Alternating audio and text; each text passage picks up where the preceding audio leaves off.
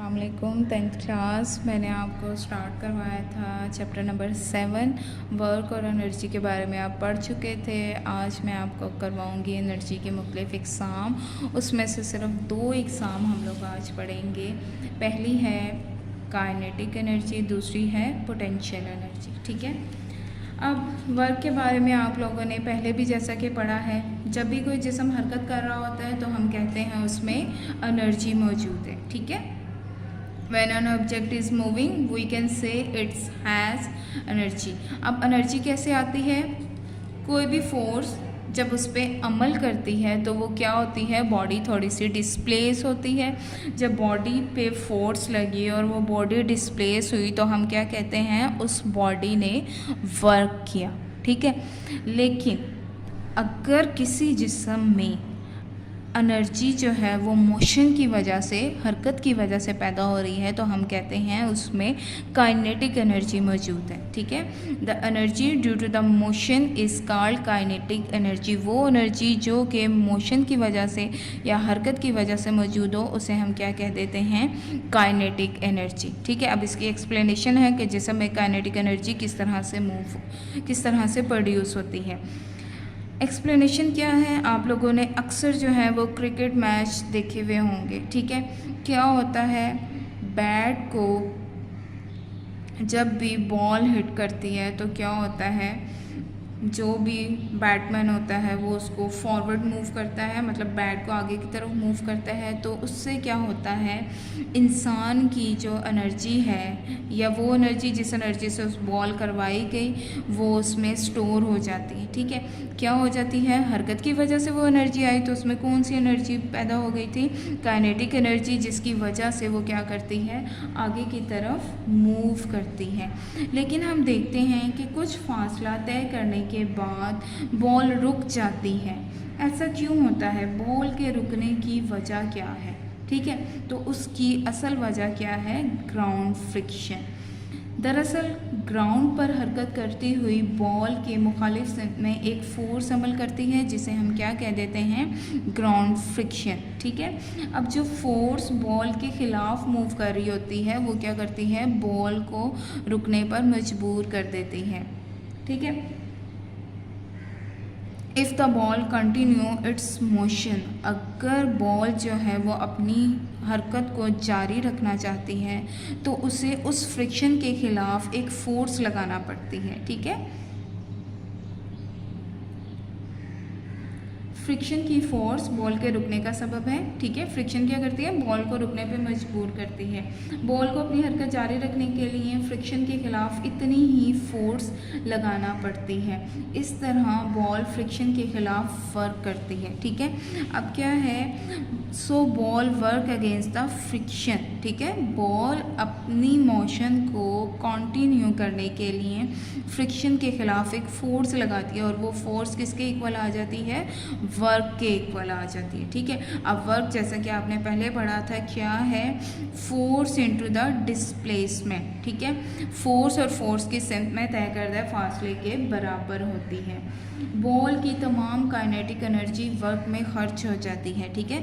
Ball क्या करती है, वर्क करती है। वर्क किस तरह कर रही है, फोर्स और फोर्स की स्ट्रेंथ में फासला तय करके, और फिर बॉल क्या होती है, रुक जाती है। Kinetic energy is used in work, जो वर्क उसने अपनी मोशन को कंटिन्यू करने के लिए यूज़ किया था वो उसमें काइनेटिक एनर्जी सारी की सारी यूज़ हो गई। इससे साबित हुआ कि किसी जिस्म की काइनेटिक एनर्जी की बदौलत वर्क करने की सलाहियत पैदा हुई। ठीक है। काइनेटिक एनर्जी की वजह से उस बॉल में वर्क करने की सलाहियत पैदा हुई। Kinetic energy produce the ability to do work. ठीक है। इससे क्या पता चला कि कोई भी एनर्जी में क्या है, कोई भी एनर्जी क्या है, ability to do work. Kinetic energy की वजह से उस बॉल ने वर्क किया, और वर्क क्या किया था, अपनी मोशन को कंटिन्यू रखने के लिए उसने वर्क किया, और उस वर्क में सारी की सारी उसकी काइनेटिक एनर्जी यूज़ हो गई। अब काइनेटिक एनर्जी जो है वो 2 चीज़ों पर डिपेंड करती है। 2 चीज़ों पर इसका इन्हिसार है या मुनहसर करती है, मैस एंड स्पीड। जितना मैस ज़्यादा होगा उतनी ही जिस्म की काइनेटिक एनर्जी ज़्यादा होगी, या जितनी स्पीड ज़्यादा होगी उतनी ही उस जिस्म की काइनेटिक एनर्जी ज़्यादा होगी। अच्छा, तो बच्चों नेक्स्ट आपके पास है पोटेंशियल एनर्जी। अब पोटेंशियल एनर्जी क्या है? किसी जिस्म में पोजीशन की वजह से जो एनर्जी स्टोर हो जाती है वो क्या कहलाती है? Potential energy. The energy due to the position is called potential energy. ठीक है, किसी भी जिस्म में पोजीशन की वजह से जो एनर्जी स्टोर होती है या पोजीशन की वजह से उसमें काम करने की जो सलाहियत या वर्क करने की जो सलाहियत पैदा होती है वो पोटेंशियल एनर्जी कहलाती है। ठीक है, अगर आप देखो एक स्टोन जो है वो ज़मीन पे पड़ा हुआ है तो उसमें काम करने की सलाहियत जो है वो 0 होगी, मीन्स टू से उसका वर्क जो है वो 0 होगा। ठीक है, इसको समझने के लिए पहले आपको समझना होगा ग्रेविटेशनल फ़ोर्स। ग्रेविटेशनल फ़ोर्स क्या है? आपने देखा होगा, आप जब भी कोई चीज़ फेंको तो वो क्या करती है? डायरेक्ट ज़मीन पर जाके गिरती है। मतलब ज़मीन के पास एक ऐसी फ़ोर्स है जिससे वो हर चीज़ को अपनी तरफ खींचती है, तो वो उसकी क्या कहलाती है? Gravitational force. ठीक है, अब हम क्या करते हैं, जैसे कि मैंने पहले बताया कि जब भी कोई एक पत्थर जो है, लेट सपोज़ ये पत्थर ही है, जब तक ये ज़मीन पर पड़ा हुआ था तो इसमें काम करने की सलाहियत जो थी वो 0 थी। अगर इसे उठाकर कुछ बुलंदी पे ले जाया जाए तो इसकी ग्रेविटेशनल फ़ोर्स के बराबर एक वर्क करना पड़ता है। ठीक है, सपोज़ हमने इस पत्थर को उठाया, ज़मीन पे पड़ा हुआ था, उसकी ग्रेविटेशनल फ़ोर्स के ख़िलाफ़ हमने क्या किया? एक वर्क किया। ठीक है, अब जब हमने क्या किया? वर्क किया, तो इसमें क्या हुआ? एनर्जी स्टोर हो गई। ठीक है, energy is the ability to do work. ठीक है, अब जब भी हम किसी जिस्म पर वर्क करते हैं तो उसमें क्या होता है? एनर्जी स्टोर हो जाती है या उसमें काम करने की सलाहियत पैदा हो जाती है। Work and energy are equal, मतलब energy is the ability to do work. ठीक है, अब ये वर्क जो हमने किया बुलंदी पर पत्थर में एनर्जी की शक्ल में स्टोर हो गया। ठीक है, पत्थर को जब हमने उठाया, लिफ्ट किया, तो हमने अपनी एनर्जी पत्थर पे लगाई और जो पत्थर की एनर्जी थी वो ग्रेविटेशनल फोर्स के ख़िलाफ़ जो थी वो ख़त्म हो गई। अब क्या हुआ?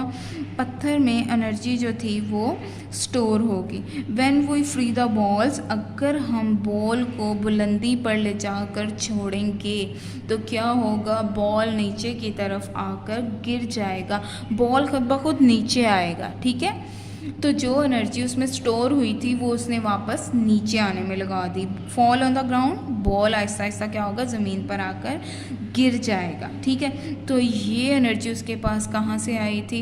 उसकी पोटेंशियल एनर्जी, जो हमने ज़मीन से उठा के उसे बुलंदी पे लेके गए। बुलंदी वो मकाम है जहाँ उसकी पोजीशन चेंज हुई है। ठीक है, तो पोजीशन जब उसकी चेंज हुई तो उसमें क्या हुआ? हमने एनर्जी स्टोर कर दी।